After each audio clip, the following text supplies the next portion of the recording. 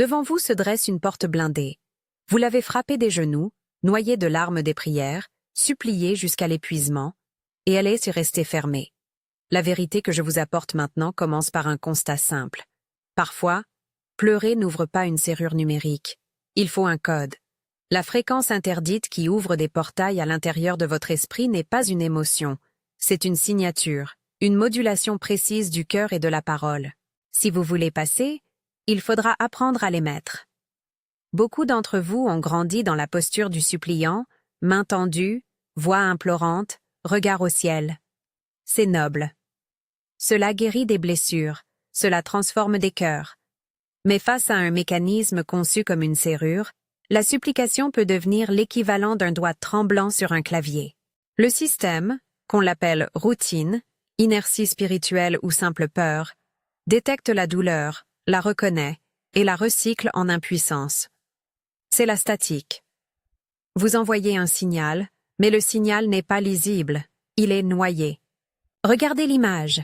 Une console verrouillée, des diodes rouges qui clignotent, un scan qui demande une fréquence de connexion. Pleurer est humain.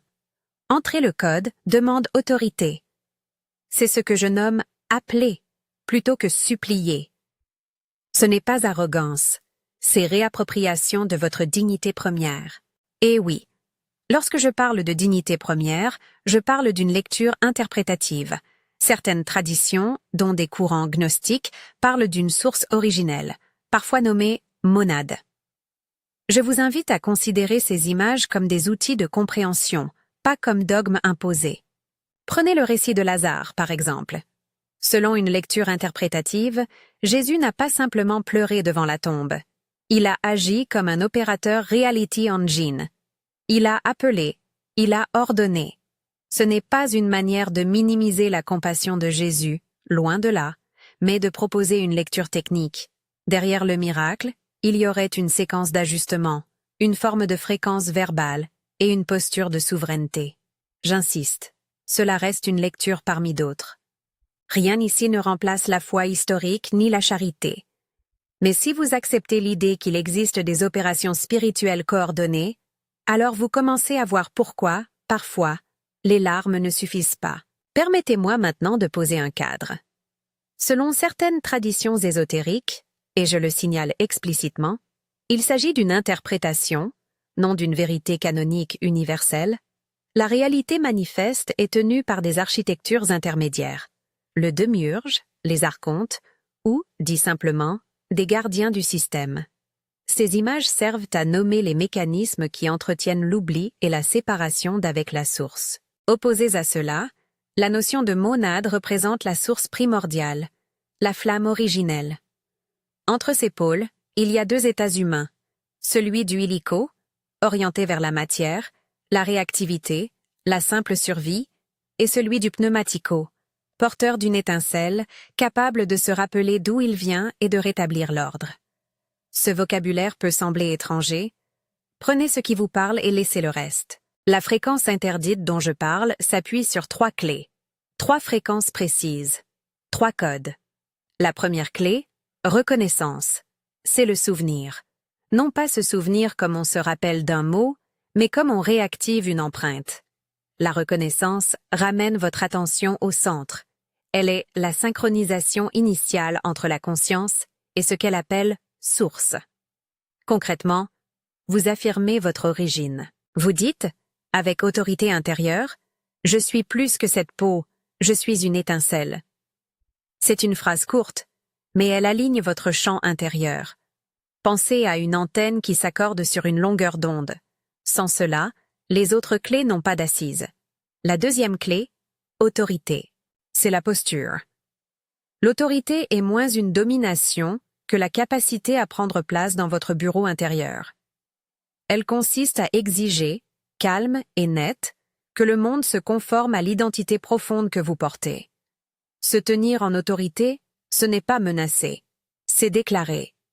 Une comparaison, face à une porte blindée, il y a la posture du suppliant tête, celle de l'ingénieur qui connaît le système. L'autorité est cette confiance méthodique. Elle se nourrit d'énoncés au présent et d'actions cohérentes. L'autorité ne demande pas l'accord du monde pour commencer à ordonner. La troisième clé, commandement. Une fois accordé et pris, vous parlez. Le commandement est une parole performative. Elle ne décrit pas l'état, elle le fait advenir. Les cultures spirituelles l'ont toujours su. La parole bien posée change la configuration. Le commandement est court, précis, répétable. Il remplace la supplication par l'ordre.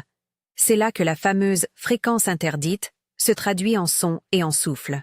Elle est interdite, non parce qu'elle est négative, mais parce qu'elle est rarifiée.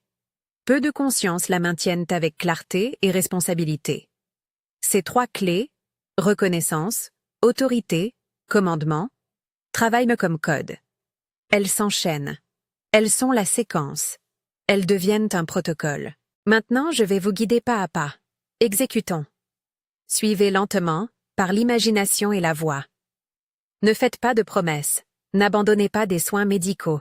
N'ignorez pas votre responsabilité humaine. Ce protocole est un entraînement de conscience. Il peut produire des changements intérieurs. Il ne garantit rien de matériel et n'est pas une alternative au traitement ou aux démarches nécessaires. Étape 1. Déconnexion.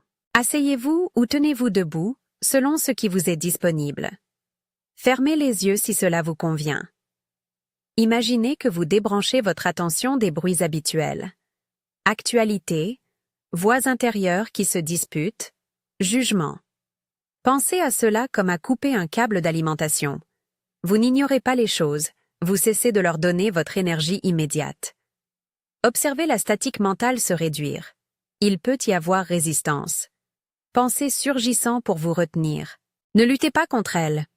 Notez-les, puis ramenez votre attention vers le centre. Étape 2. Descente. Ramenez l'attention dans la poitrine, derrière le sternum. Visualisez un espace de calme, une petite chambre, une lampe faible. C'est là que la monade peut être perçue. Descendre n'est pas fuir en dessous, c'est s'ancrer au milieu. Respirez comme si chaque souffle était une ancre. Sentez la modulation du cœur, plus lent, plus profond, plus résonnant. Ce lieu n'est pas émotionnellement chargé, il est situationnel.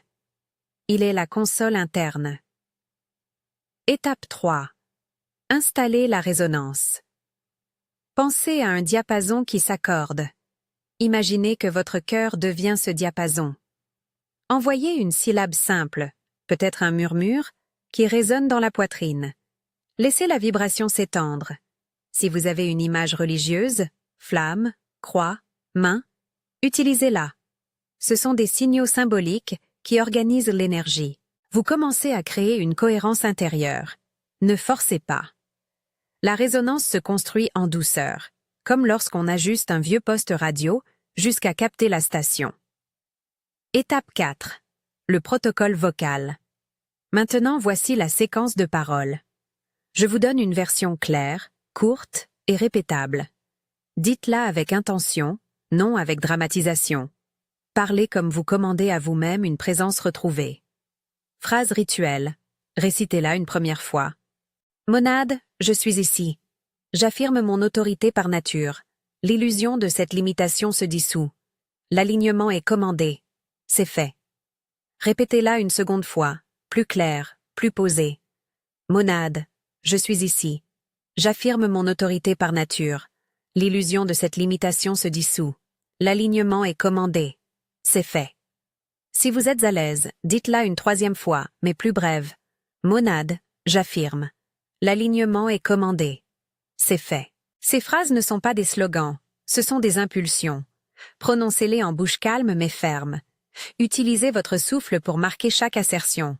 Ne demandez pas, affirmez. Étape 5.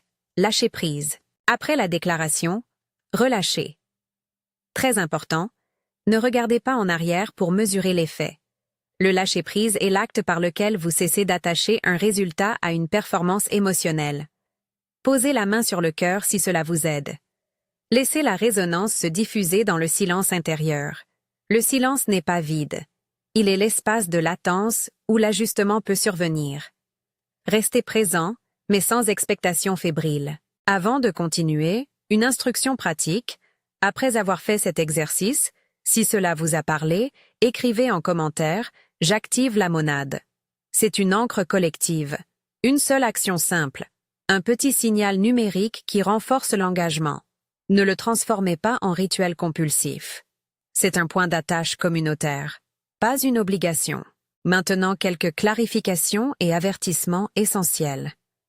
Quand vous émettez une nouvelle fréquence, le système répond. Parfois, la réponse est un silence. Parfois, elle prend la forme d'une agitation interne. Pensées sabotantes surgissent. Appelons-les la statique. Elles cherchent à vous ramener à l'ancien registre parce que l'ancien registre est familier. Vous allez entendre des phrases du type « Tu te fais des illusions, ce n'est pas pour toi, attends, tu as des dettes, des problèmes ». Ce sont des échos, pas forcément vérité. La bonne stratégie est l'observation calme. Remarquez, nommez, laissez passer. Ne cherchez pas à argumenter avec chaque pensée. Le désengagement consiste à ne pas engager d'énergie argumentative avec la statique. Attendez-vous aussi à une période de latence. Les changements significatifs ne s'annoncent pas toujours immédiatement. Vous pouvez sentir un effondrement initial.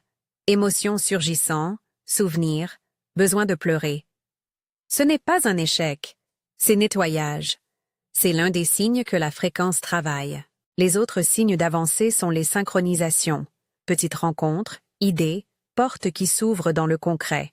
Et, ultimement, la neutralité intérieure, ce calme où l'ancienne agitation n'a plus de prise.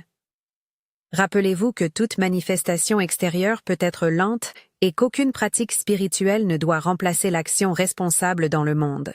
Autre point crucial, quand j'emploie des mots comme archonte ou démiurge, je parle d'une cartographie symbolique. Ces termes viennent de textes et traditions variés, certains non canoniques, parfois gnostiques. Ils servent à nommer les mécanismes d'obstruction, pas à créer des boucs émissaires. Si vous vous sentez tenté de basculer dans une lecture paranoïaque ou conspirationniste, revenez à la question pratique. Quel changement puis-je opérer aujourd'hui, dans mon cœur et dans mes actes? Les images ésotériques doivent encourager l'empowerment, jamais l'isolement. Quelques conseils pour la phase post-protocole. Tenez un journal de sensations. Notez les impulsions, les rêves, les synchronicités. Ne cessez pas vos traitements médicaux ni vos suivis professionnels. Combinez sagesse humaine et ressourcement intérieur. Cherchez la communauté. Aligner un signal individuellement est puissant. Le tunnel collectif le renforce. Mais choisissez vos compagnons de route avec discernement. Permettez-moi d'insister sur l'éthique de l'autorité spirituelle. Vous pouvez apprendre à commander, mais commander implique responsabilité. Ne prononcez pas des commandements pour contrôler autrui. Le champ d'action légitime est votre propre champ intérieur et les conséquences que vous pouvez influencer de manière saine. La fréquence interdite n'est pas une baguette pour nier la liberté d'autrui. Elle est une clé pour rétablir votre cohérence, pour ouvrir des portails intérieurs qui vous permettent d'être plus utile, plus présent, plus libre dans le monde. Revenons encore une fois à l'image initiale, la porte blindée. En sortant de cet exercice, imaginez que le système interne a reçu une impulsion nouvelle. Peut-être rien ne bouge sur la serrure visible pendant un moment. Peut-être que, au contraire, quelques verrous sautent presque aussitôt. L'important est que vous soyez en mouvement. Vous avez cessé d'être uniquement suppliciant. Vous êtes maintenant agent. L'ancienne posture n'est pas condamnée. Elle est complémentaire. À certains moments, tendre les mains est nécessaire. À d'autres, envoyer un code est requis. Avant de clôturer, une dernière mise en garde. Ces enseignements puisent dans des images anciennes et parfois controversées. Je vous les offre comme instruments.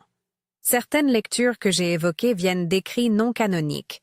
Je les ai mentionnées comme telles. Ne confondez pas interprétation et autorité incontestable. La liberté de penser et d'exercer le jugement critique est un devoir spirituel. Si quelque chose résonne, intégrez. Si quelque chose vous blesse, rejetez-le. La pratique spirituelle mature se nourrit à la fois de cœur et d'esprit. Pour finir, revenons à l'essentiel, à la réaffirmation du titre qui nous a guidés. La fréquence interdite qui ouvre des portails à l'intérieur de votre esprit. Ce n'est pas une promesse miraculeuse, c'est une méthode de réaccordement. Vous avez maintenant une séquence à pratiquer. Déconnecter, descendre, raisonner, déclarer, lâcher. Vous avez 3 clés: reconnaissance, autorité, commandement. Vous avez aussi des outils pour gérer la statique, la latence et les signes. Tout cela, mis ensemble, recompose une posture d'empowerment avec une urgence bienveillante. Je veux vous encourager. N'attendez pas la perfection pour essayer. Testez avec prudence, observez avec honnêteté, partagez vos retours avec des gens de confiance. Si vous avez réalisé l'exercice et que cela vous a parlé, écrivez en commentaire « J'active la monade ». Ce petit geste relie un réseau d'intentions et nous rappelle que la transformation se nourrit aussi de liens humains. Avant de conclure, permettez une brève prière d'affirmation, adressée selon l'imagerie que vous avez acceptée dans votre cœur. Si vous préférez ne pas employer ce vocabulaire, remplacez monade par ce nom qui vous parle: source, Seigneur, présence. L'important est l'intention. Répétez après moi, intérieurement ou à voix basse: monade, je suis ici. J'affirme mon autorité par nature. L'illusion de cette limitation se dissout. L'alignement est commandé. C'est fait. Monade, je suis ici. J'affirme mon autorité par nature. L'illusion de cette limitation se dissout. L'alignement est commandé. C'est fait. Lâchez. Restez en silence. Sentez la résonance. Merci d'avoir suivi cet entraînement. Si vous souhaitez aller plus loin, je vous invite à vous abonner.